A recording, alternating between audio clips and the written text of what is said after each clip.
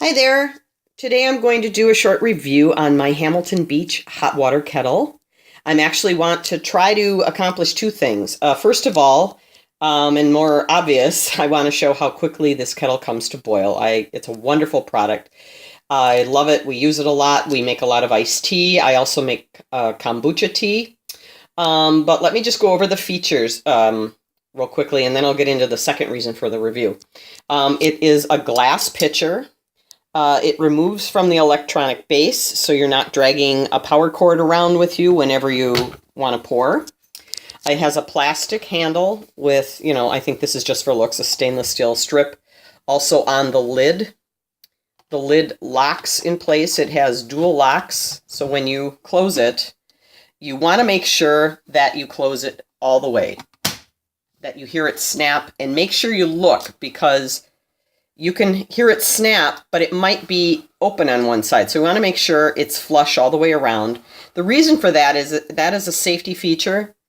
How safe it is, I'm not sure, because if it's not locked into place, it still comes to a boil, but it continues to boil, and you could end up boiling it dry. If it's snapped down into place, it has a sensor in here that knows when the water's come to boil, and then it times out.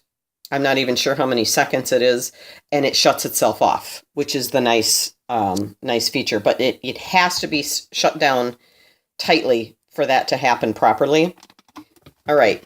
The one feature this has that I'm not crazy about, well, the lid's plastic for one thing, but at least it's not touching the water when it's boiling. The one feature I don't like is this little filter right here that hangs right in front of the spout. So when it's closed, it's like right there. The purpose of it, I guess, is to filter out any large debris that might be in your water that will separate when you boil the water. I have yet to see that in my water, but I use filtered water in here anyway, so that's really not an issue for me. The thing I don't like about it is I can't remove it, and it's just a plastic screen, and I really, really don't want plastic touching my food, especially something hot that's been boiling. So what I do is when I get done boiling my water, I will actually open this all the way and just pour straight from the spout that's on the pitcher itself. So that's how I alleviate that issue. Hopefully that's enough. But the other issue I want to show here is it doesn't, especially if you have hard water in your area, it doesn't take long before you see this.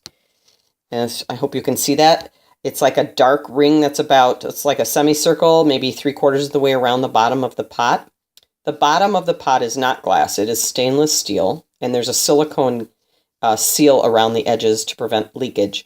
Those dark freckle spots are hard water deposits, and it's kind of building a small scale lime deposit, basically. It doesn't hurt the kettle in any way. It doesn't get in the way of its performance in any way. But a lot of people online, especially in their reviews, get really upset about this because they think that it's corrosion and rust. And I have never seen stainless steel corrode and rust that quickly. I mean, these spots can show up after just one use of the kettle.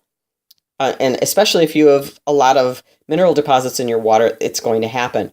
But when I do my little demo here today, I'm going to, A, show you how fast it comes to boil, and B, I'm also in that test going to show you how easy it is to remove that scale without going in there and scrubbing and risk breaking the kettle because you've got your whole arm in there. It's really, really easy, and I got this idea from the owner's manual that came with the kettle. Imagine that. On page 5, you will find the instructions right there, and I highlighted them so it's easier to read, to tell you exactly how you remove this. You fill the kettle halfway with water, and then you can place either a 1/2 teaspoon of cream of tartar or a tablespoon of white vinegar, or even use lemon juice in with the water, and you bring it to a boil. You unplug it, let it cool down, and then you just pour out the water, rinse it, and dry it, and magically all those spots will disappear. Cream of tartar, if you don't know, if you're not a baker or make a lot of meringue, like in lemon meringue pies. It's available in the spice aisle of pretty much any grocery store. It's very, very cheap. This little jar will last you like a very long time, the rest of your life if you don't bake. And you need such a little amount of it even when you are using it for cooking. And I already have my half teaspoon measured out. So I'm going to pour in the water.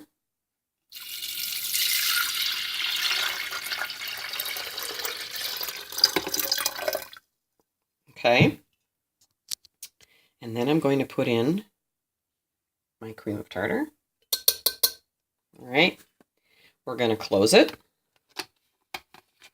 And I like to just push the locks in, both of them, because there's one on each side of the handle.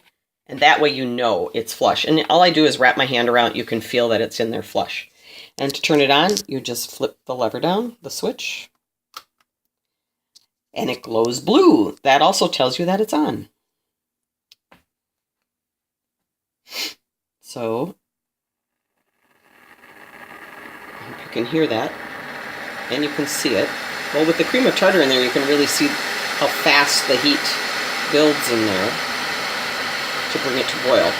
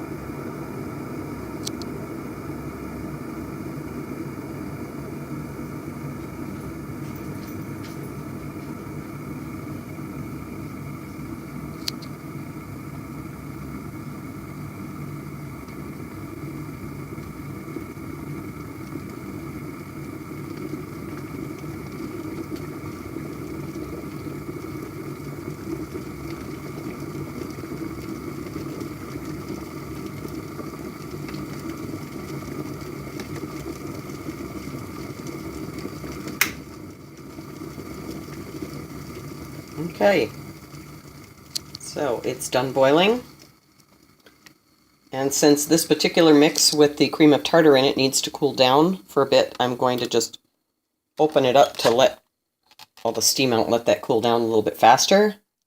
I'll be right back when it's cooled down. Okay, and we're back. It took a little while for that to cool down, but I have poured out the water with the cream of tartar, and I went ahead and rinsed it. And as you can see, get more light here, the stains, the hard water deposits are gone. And it's just that simple. And I did not have to go in there and scrub with anything. You basically just boil it out of there. You basically just need some form of acid. Like I was saying before, the cream of tartar works really well. The lemon juice works really well. And so does the white vinegar. I've had such good luck with this that lately I've only been using this just because it works so well and you need such a tiny amount of it. So that is my review of the Hamilton Beach hot water kettle, all glass. And hopefully this is helpful. Thanks for watching. Hi there. Today I'm going to do a short review on my Hamilton Beach hot water kettle. I actually want to try to accomplish two things. First of all, and more obvious, I want to show how quickly this kettle comes to boil. It's a wonderful product. I love it. We use it a lot. We make a lot of iced tea. I also make kombucha tea. But let me just go over the features real quickly, and then I'll get into the second reason for the review. It is a glass pitcher. It removes from the electronic base, so you're not dragging a power cord around with you whenever you want to pour. It has a plastic handle with, I think this is just for looks, a stainless steel strip. Also on the lid. The lid locks in place. It has dual locks, so when you close it, you want to make sure that you close it all the way, that you hear it snap, and make sure you look, because you can hear it snap, but it might be open on one side. So we want to make sure it's flush all the way around. The reason for that is that